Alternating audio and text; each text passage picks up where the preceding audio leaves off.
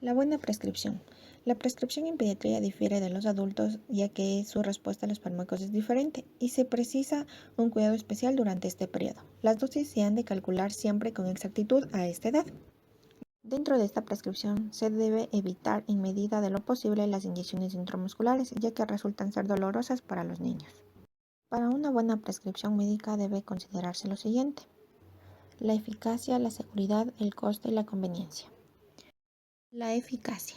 La mayoría de los prescriptores eligen sus fármacos según la eficacia, mientras que los efectos indeseados solo se tienen en cuenta cuando han sido observados en la práctica.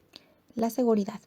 Como conocemos, todos los fármacos tienen efectos indeseados. Los efectos indeseados son una causa de importante sobrecarga asistencial en los países más industrializados.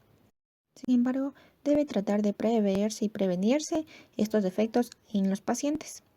Con referencia al coste, su selección ideal en términos de eficacia y seguridad puede ser también el fármaco más caro y en caso de que los recursos sean limitados, su elección puede ser imposible. Para la redacción de las prescripciones se debe incluir los siguientes datos: nombre, dirección y teléfono del prescriptor para cualquier duda inmediata que le surja al paciente, la fecha para estimar más o menos desde cuándo se va a empezar la medicación, nombre genérico del fármaco y potencia para encontrarlo no exactamente por su nombre comercial, forma farmacéutica y cantidad total, instrucciones y advertencias para saber cómo administrarlo, nombre, dirección y llegada del paciente, firma o iniciales del prescriptor, 5 pasos para su selección. Entre el primer paso vamos a definir el diagnóstico. Hay que tener en cuenta aspectos en los que se va a tener implicaciones para su tratamiento.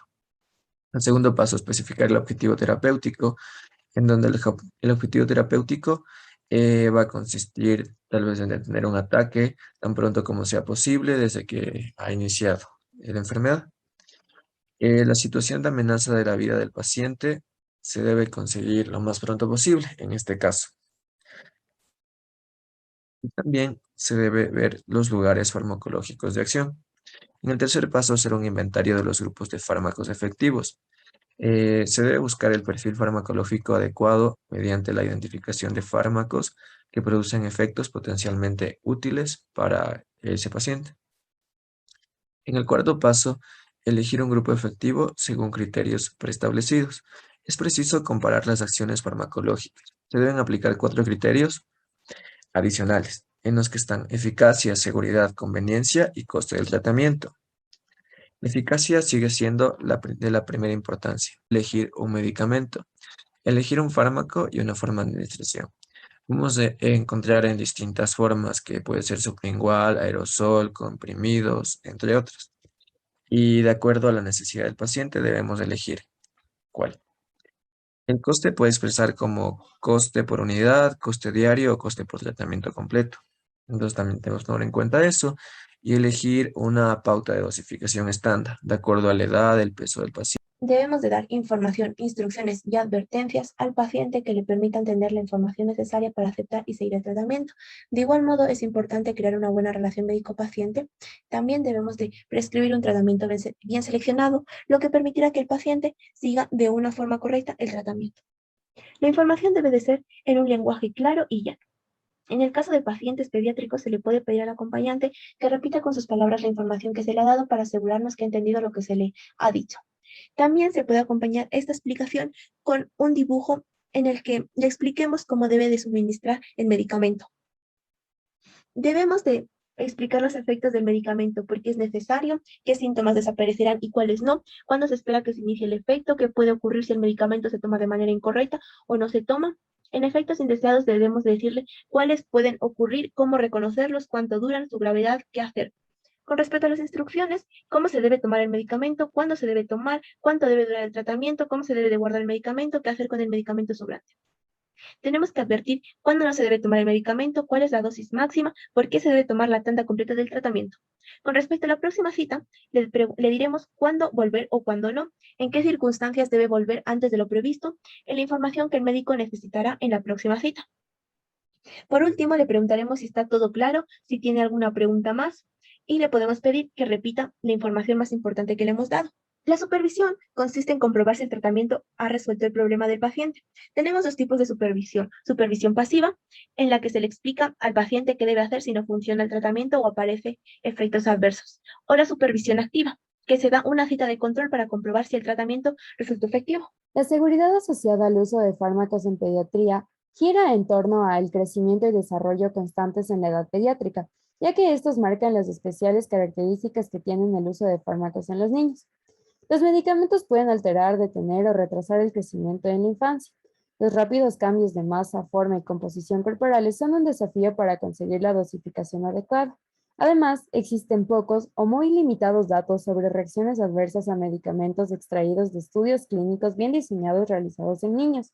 Sin embargo, es importante conocer la seguridad de los medicamentos, ya que ciertas reacciones adversas solo se observan en la infancia por la maduración, crecimiento y desarrollo de los niños. Así, las diferencias farmacocinéticas y farmacodinámicas marcan que los trastornos sean cualitativamente y cuantitativamente diferentes de los equivalentes en adultos.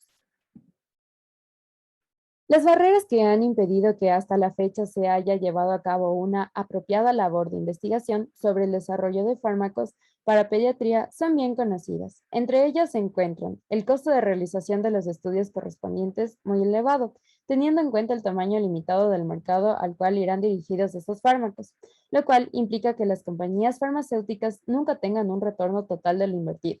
En segundo lugar, las dificultades para el diseño de los estudios, como por ejemplo el reducido número de pacientes pediátricos que cumplen los criterios de inclusión y la ausencia de controles adecuados para cada grupo de edad. Además, juega un papel importante la ética y la moral al tratarse de infantes.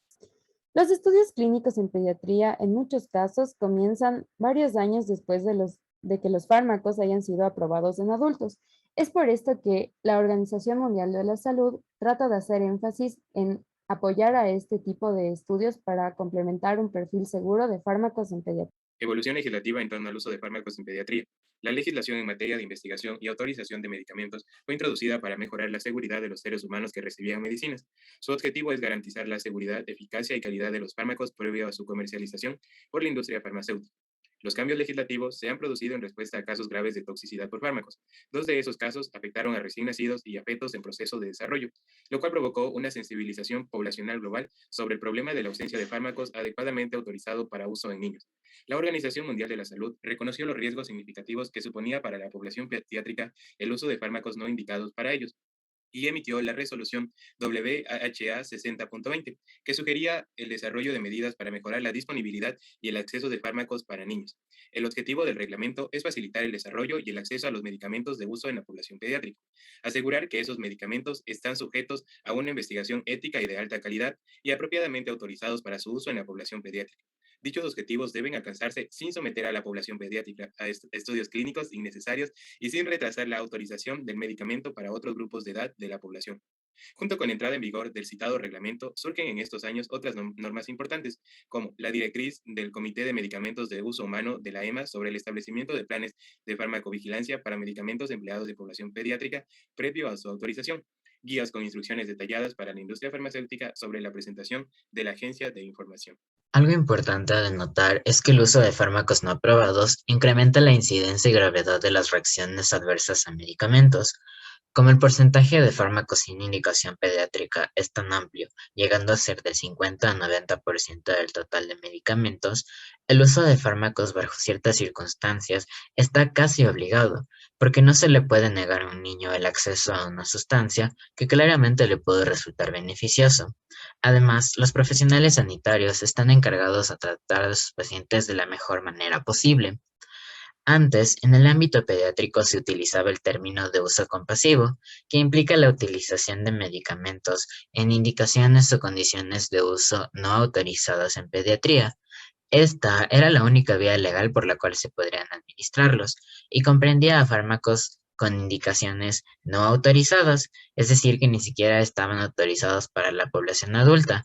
También aquellos fármacos en condiciones diferentes a las de su ficha técnica, es decir, que sí estaban autorizados en adultos, pero no en niños, y aquellos fármacos que aún se encontraban en fases de investigación clínica. Ahora, el término de medicamentos empleados en condiciones diferentes a las autorizadas ha sido acuñado en el ámbito pediátrico y comprende a medicamentos que no tienen licencia para su uso medicinal en ningún ser humano y aquellos con un uso fuera del indicado en la ficha técnica, como por ejemplo si es que se emplea en un grupo distinto de edad o con una dosis, forma farmacéutica o vía de administración diferente.